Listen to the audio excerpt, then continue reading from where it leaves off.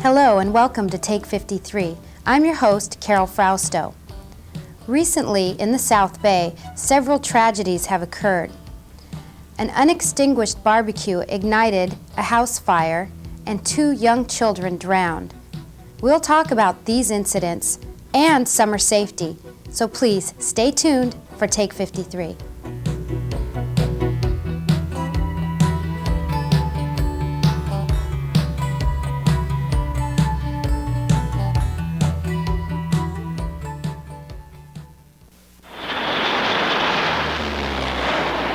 Every year, hundreds of homes are destroyed by roof fires because people took chances with unsafe roofing.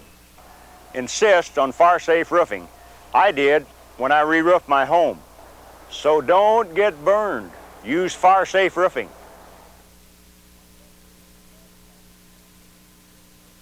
Contact your local fire department for complete information on home fire safety.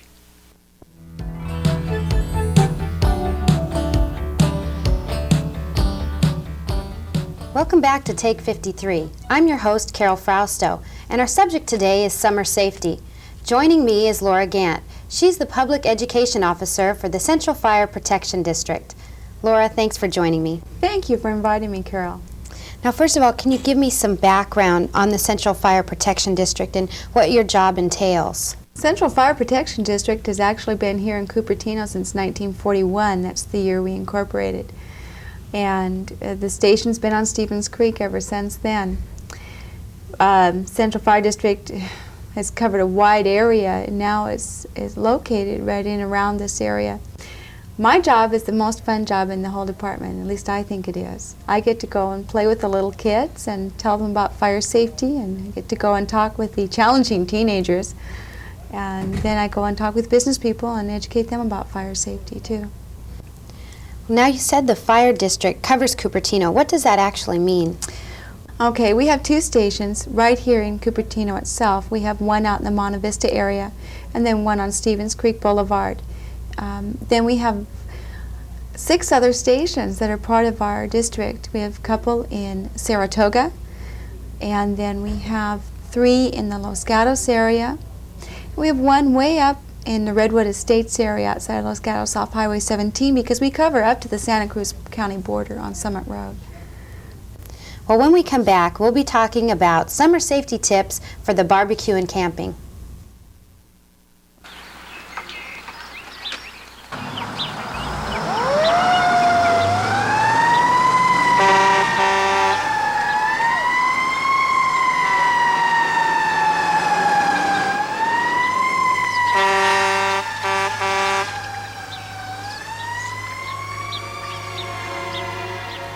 Is this who you're looking for?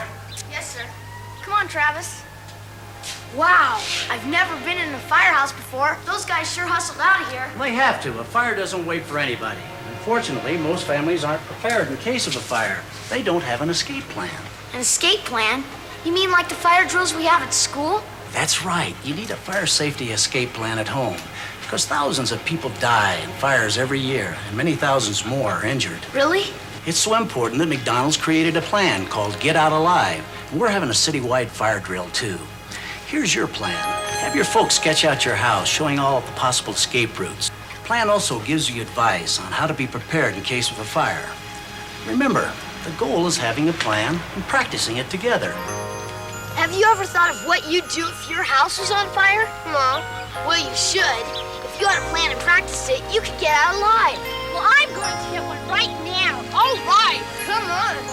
Hey, thanks, Mike. Come on, Travis. Come on. We got work to do. We've got to have a plan. Mom, first we need to check our smoke detector batteries. Dad, we need window ladders for the upstairs bedrooms and learn how to use them. We'll need 4. They're a worthwhile investment. What can I do? Let's see. We gotta have a signal that can only be used in case of a real fire. Well, I had some real loud whistles at my last birthday party. I'll go get them. They'll be great for this.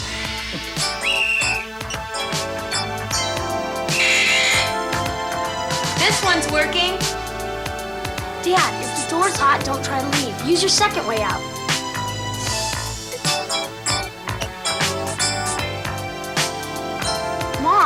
Don't try to take anything. Just concentrate on getting out.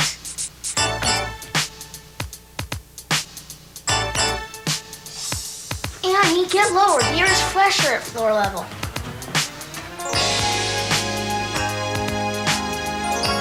This will be our safe meeting place, and I'm gonna call for help. Hey, where's Travis?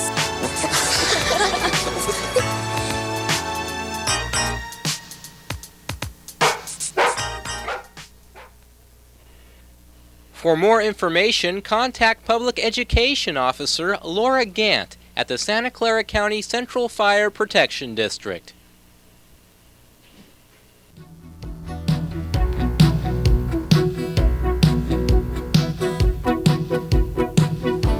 And we're back here on Take 53. I'm Carol Frausto, and here with me is Laura Gantt from the Central Fire Protection District. We're going to be talking about summer safety. Laura, on that subject, can you tell me some of the safe ways to start and use a barbecue? I'd be delighted to. You know, barbecuing is one of the things we do a lot of during the summer. It's too hot to cook inside. And unfortunately, barbecues can start fires, and they can be dangerous. What we recommend is to first place your barbecue in an area that will be safest to use. In other words, out from underneath overhanging trees or away from an overhang on a patio. And place it on level ground so that the kids and dogs running around aren't going to knock it over and start something that they don't want to start. And then again, we recommend that you go ahead and lay your coals in the barbecue, then saturate it thoroughly with the lighter fluid if you are planning on using lighter fluid. Don't, once you've lit the barbecue, go ahead and re-add the lighter fluid at that time. My husband tried that once when we were first married, and I'll never forget it. He tried to squirt some more lighter fluid on the barbecue, and unfortunately, he didn't realize that the can had a leak in it, and the fire leapt up the trail of the fluid to the can of lighter fluid, and it burst into flames while he was still holding it. And he had the foresight. We were living in an apartment. He threw it out into the middle of a parking lot, and it singed the hair on his arms. It could have done a lot further damage. We were very fortunate. But it can happen. Putting lighter fluid on a fire causes it to flash and flare, and it causes an explosion. So never put more lighter fluid on it at that time. And then while you're using it, go ahead and keep an eye on it while you're barbecuing. Never just put your food on it and walk away and think it's going to be all right, and it's going to be safe. First of all, if you're like me, you're going to end up burning your food. I'm notorious. I don't barbecue anymore because it comes out totally black. Secondly, it helps to prevent the fire from catching on something else while you're not watching grass or trees or a house that's set so close to the house that the heat can radiate onto the house and cause a fire there. And thirdly, children get burned on fires. My little boy, when he was just a little toddler, was trying to walk around on the patio where we were barbecuing and tripped and fell against the barbecue and ended up with quite a severe burn on his shoulder. And it just accidents, things. When there's kids around, you expect accidents to happen. So you have to keep an eye on things. I know that most people think this will never happen to me, but do you know of any incidents recently that have caused a fire? Certainly, the morning of July 12th, very, very recent here. There was a fire started by a barbecue that had been used the night before. The ashes from the barbecue had actually fallen onto the floor, a wooden patio decking, and started a fire, and the family actually lost their apartment through that. And the family was homeless because of it. It was really quite sad. And when I went to talk to one of the investigators that had been at the fire, they said that that's really not as common as that when people have their barbecue under a covered area or don't put their barbecues out right away, and the heat generates and can cause a fire that way. What is the proper way to extinguish a barbecue? The best way is with a lid. So if you have a Weber or a type of barbecue that has a lid on it, go ahead and put that lid on and smother the fire out. And one thing that the investigator told me, and it relates directly to this, Carol, is that people like to empty the ashes out of their barbecue right away. And so they put it in their garbage. And what do they line their garbage with? Paper. They have paper bags, paper sacks, newspapers, and there you have a lot of heat because those coals generate a lot of heat for a long time. You have that heat right on top of paper, and you started a lot of garbage fires this time of year, garbage cans or dumpster fires, because people put their coals right into paper bags. Well, barbecues and camping at this time especially go hand in hand. Now with the extreme dry conditions, I know there are a lot of fire hazards. What do people need to remember about building campfires? Building a campfire, Carol, is very similar to building a barbecue, where you want to keep it away from the overhanging branches, keep it away from the tent or trailer or whatever you're using. If they don't have a barbecue pit or grill there at the campsite, which a lot of them are going to now, the campsites are having those now, go ahead and prepare your area that you're going to use as a campfire. Keep it away from steep slopes, because fire loves to run up a slope. Keep it away from rotten logs, dry grass, leaves. If you're going to use a campfire on the ground, clear an area about 10 feet wide, a circle, so that there isn't any flammable materials within 10 feet where the wind can toss an ember out and start a fire there. Another thing is to keep water handy. Be prepared for accidents. So in case you have to douse the fire very quickly, go right ahead and do it. And another thing that I always learned, my father loved to camp and hike a lot, and he says, always build a small fire. Only build what you need. Don't try to build a great big raging fire that's going to be difficult to extinguish when the time comes. Again, on the same note, what is the best way to put out a campfire? Again, you're going to need, the best way to put out a fire is to smother it, and you can do that with dirt. A lot of times you'll let your campfire go overnight and then, or burn for quite a while, and as you're getting ready for bed, just throw some dirt on top of it. Use the water you have handy. Pour some water on it to keep it cool. Stir it up a little bit, and that should pretty well take care of it. One thing I'd like to remind people is that when you're going into campsites this year, keep your eyes and ears open, because the rangers are going to be there telling people whether or not campfires are allowed. Sometimes in some places they are disallowing barbecues and campfires this time of year. And for people to remember that the rangers are doing this because they have prior knowledge about the conditions. Well, recently there has been a controversy. Up in Yosemite, 2 young boys started a fire. Could you tell me your feelings about that? Right. I think the controversy you're referring to is that they found 2 boys had started this large fire by playing with a flare gun, and they shot a flare into a grassy area. And Carol, personally, I liken it to when someone goes and defaces, like maybe some public property, spray painting on the wall, and people might want to, if they apprehend them, I know in some jurisdictions they have the people who defaced the wall clean it, they make them paint it, and then the parents have to become responsible and provide some reimbursement for the trouble. And I liken to that, they've destroyed public property by their carelessness, and whether they did it out of maliciousness or not, that they still need to have the area reseeded and retaken care of. And because we are short of funds, and the state is short of funds, I'm sure this is where they're going to have to get the monies to replant this area. Laura, when we come back, could you tell me about your experiences with children and summer safety? Love to. Thank you. According to our California fire authorities, this summer is predicted to be one of the most disastrous fire seasons in California history. California has already experienced many disastrous fires, resulting in well over 100 homes damaged or destroyed and millions of dollars lost in property damage. More fires are anticipated in our state this year. Flammable brush and combustible wood roofs are major contributing factors to the rapid spread of these destructive fires. Home and property owners can reduce the risks of fire loss by controlling dangerous brush and weeds and by installing fire retardant roofs on homes and structures. These destructive fires to home and property can be prevented by a joint effort of the public, their local fire department, and local public officials working together. The Northern California Fire Chiefs are conducting a fire safety program this summer. Please contact your local fire department for more information on actions you can take to protect your home and property from these disastrous fires.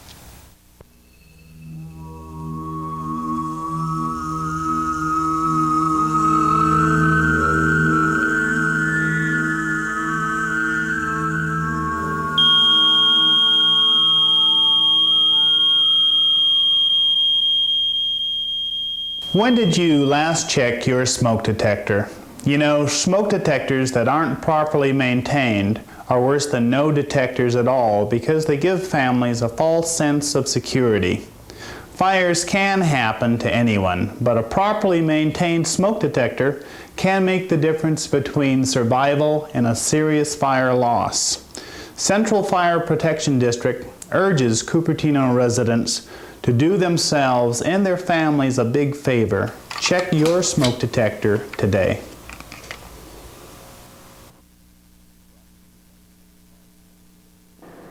Brought to you by the Central Fire Protection District.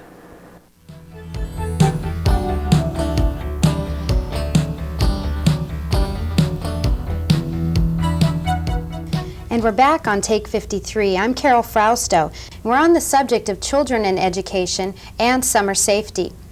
Now, what is the typical scenario of a child playing with fire?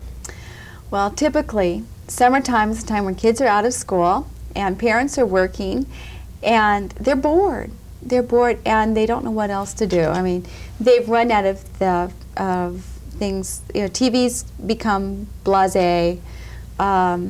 Their books are all read, if you can get them to read.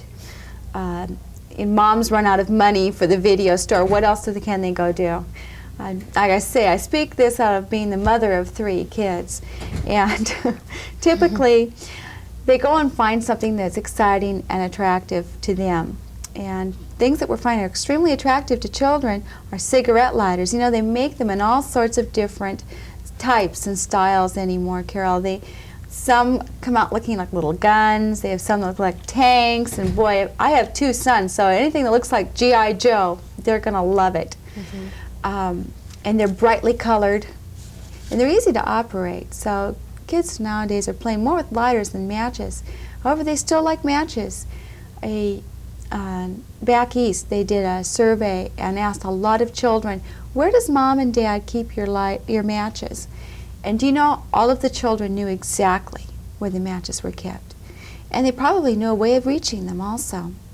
So we're finding that kids do this a lot during the summer. Unfortunately, when they try to play with matches, they don't go where you can watch them. They go into their bedroom and close the door. Oh, what a terrible scene for a fire. Or they go out into the backyard or into a grassy field where you can't find them, and they can start fires. And unfortunately, Carol, a lot of times they end up burning themselves. One thing, talking about burning themselves, we just got a report in from a burn unit back in Kentucky, I believe it was, who found out that over half of the children that they had in their burn ward had been burned because they've been playing with matches or cigarette lighters. And a majority of these were under the age of 5. A lot of them were 3 years old. They found out that even the little 3-year-olds can play with a cigarette lighter. If it takes them 2 hands to do it, they're so determined to play with that they'll go ahead and end up burning themselves with a cigarette lighter. Because of that, and we're really happy to say that the Consumer Product Safety Commission has just set out notice that within a year they're working on having legislation to enforce and make sure that the cigarette lighter manufacturers make it more difficult for cigarette lighters to be operated, and that they're more responsible in the way they put them out to make them more difficult for children. But you know, kids are really curious. Like I say, I have 3 and they always want to know what's going on. And to be really honest, I have found matches and a matchbook out in our backyard a time or 2, and I've had to talk to my children about what they've been doing, what they're handling. They say that because matches are so accessible, cigarette lighters are so accessible, and kids know about them, that actually it's like kids playing with a loaded gun, because they can have the same results. It can be extremely hazardous and injurious to them, and sometimes even fatal. This curiosity is really normal, though, Carol. Everybody, I think if we're really honest, how many of us can remember back to the time? Carol, did you ever play with matches when you were a kid? I'll never admit. Not when your mother's listening, at least. I can understand that. A lot of kids do have played with matches, and typically it's the young ones between the ages of 3 and 10 that go in and play with matches. Or what lessons or what kind of education needs to be instilled in these children to avoid these kinds of situations? Education is the only thing that we have right now to fight back. I suggest starting really young. I mean, it's really easy to tell a baby no when not to touch. And that's probably one of the first education plans we do with children, and we all have done it. No, it's hot. We teach no and hot to babies, and they know the difference between hot and cold, and they know not to touch. As they get older, though, it's like they're now mysterious. It's a no, so I really want to try it now, and that's their attitude. And I'm sometimes, you know, it's just like looking at a speed limit sign. They don't really mean that, right? Let's try it. Let's try to speed. The same way with the kids. So one thing we recommend is you satisfy their curiosity before it becomes a problem to them. You go ahead and let them light a match. Maybe light their birthday candles, or light a barbecue, or start a fire in the fireplace, or let them watch you do it, and let them blow the match out. Before their curiosity is so you've taken the mystery away. Mm-hmm. It's no longer the forbidden fruit, something they really want to do but can't. And do it always under parental or adult supervision so they realize that this is something that's very serious. It's not something that can be played with. Another thing we try to teach really young children, and this is something I always talk about with kids when I especially get a group of preschoolers, that matches are tools, and I'll show them a tool, a hammer or a pliers or a saw, so they can see what a tool is, and we think about what the jobs that the match or the hammer or the saw does. And then we talk about the jobs that a match does. And matches really do have jobs. They light birthday candles, and we talk about chocolate cake and ice cream, and they all relate to that. Mm-hmm. And we talk about barbecues and hamburgers and hot dogs, and they love that. And we talk about when we're really cold and we want a nice warm fire in the fireplace. But there's always a place and a time and a reason for using the matches or the cigarette lighter. So they realize that match is a tool. And they know, because parents have taught them properly, that they don't go out into the garage and drag off Dad's power saw and start using that. Then they realize that it's a tool and not to be played with and to be given the same respect as a tool. We talk about education and age, but it's not always the younger children that start these fires. Unfortunately, you're right, Carol. When kids start to become older and they start playing with matches, then at the fire department we start becoming suspicious. Are they playing with the matches out of a different need? I've done some research into the area. We found that some of the other ones, we give them a different name. They aren't just kids who are curiosity and they're playing with it, but they're actually juvenile fire setters. And typically they will be using matches out away from the home area. And they will be probably sometimes using them at school when school's not in session, or during the summertime they'll go out and you'll hear of a school burning down, and you can pretty much assume that it's been a young adult they're playing. A lot of times too we're finding out in gangs that being able to, some forms of arson is like an initiation rite. If you can go and torch a building, then you probably can be a part of this gang. And they're using arson as a part of a gang. One thing that if you suspect, or if a parent suspects that their child is playing with matches very frequently, and you can tell the difference between curiosity, because they'll be real curious, they'll play with it once or twice, and then the curiosity is satisfied and they have stopped. But if they repeatedly play with matches or cigarette lighters, when they do that, if they are just seem to be mesmerized by the match itself, because fire is power. These are typically children who, unfortunately, sometimes come from single-parent families where they don't get as much attention as they need. Maybe they get a lot of attention, but personally they need more. Every child has individual needs, just like every adult. And they're actually crying for some way of control. They feel out of control in their life, and the fire is their way of gaining this control. A lot of times they're upset about a recent change in the family, like a divorce, a death of a close friend or loved one, or even a separation, or just something that they don't understand, and they reach out to the fire as a way of calling attention to it. And we have counseling available at our fire department. At Central Fire Protection District, if people wanted to call in, we could actually provide them with some counseling if they have a concern about their child playing with matches. Another problem that has to do with children, but also has to do with adults, is safe swimming. What precautions can be taken to prevent drowning? You know, again, Carol, it's like what we were talking with barbecues. They have to be attended. They have to have someone there watching it. And I know a lot of times it's very easy when a child is swimming or playing near a swimming pool to wander off or to get involved and maybe get a phone call or someone at the door, and it's easier to leave the child swimming and to go and attend to the other needs than to take the child out of the pool before you do it. But unfortunately, that's how accidents happen. In addition to pools, very sad, we had a tragedy in Los Gatos within the last 2 weeks. A very young child drowned in a spa. It was an uncovered spa. The child was out playing in the backyard and fell into the spa and was drowned, and unfortunately a cover over the spa would have taken care of that. So a pool should be attended. If there's, a lot of times people put a fence or a gate around the pool, and that should always be locked when the pool is not in use, so that no accident can happen. And if you don't have a gate or something around your pool, but it's in your backyard, when you can't be out there to watch the child while they're out there playing, lock the doors to the backyard. Keep them out of it. Now, children and drowning is something that hopefully parents can prevent. But what should adults know about drinking and swimming?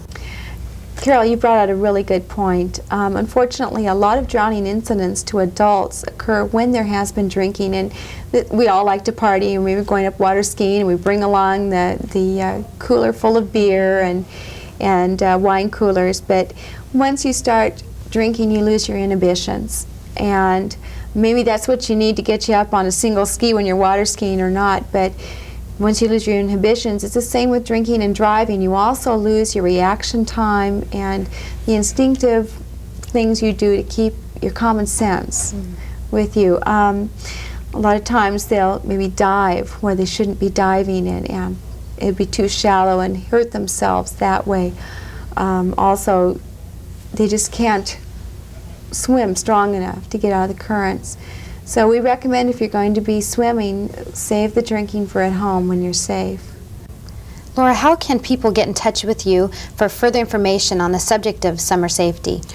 Carol, I can be reached at the Central Fire Protection District Administrative Office, and my number there is area code 408-378-4010. We have a lot of brochures I'd love to send to people. Some are on safe summers. Some are on choking, drowning. We've got brochures on what people could do if their clothes catch on fire, or information on how you could prepare an exit plan out of your home. A lot of personal safety ideas I would just love to send to people. If they could contact me there and ask for Laura. If I'm not in, please leave a message. I know sometimes I'm hard to get a hold of, just like everyone else, but I'm usually real good about returning messages. Well, that's great. I really hope that we can have you back another time so that we could talk about some of the other holiday fire hazards. I'd love to, Carol. There's a lot of information. From Halloween with costumes that can easily catch on fire. People put a candle in the jack-o'-lantern, a child comes by looking like a ghost and dragging his costume with him, and unfortunately those can catch on fire quite easily. Also, children wear costumes with masks, and we could talk about that, how that can be a hazard. Well, that's great. I'd like to wish you continued success with your summer safety education program. I appreciate that. And I'd like to thank my guest, Laura Gantt. She's the Public Education Officer for the Central Fire Protection District. And I'd like to thank you for joining me. I'm your host, Carol Frausto, saying please join me as I continue to explore the issues that face your community on Take 53.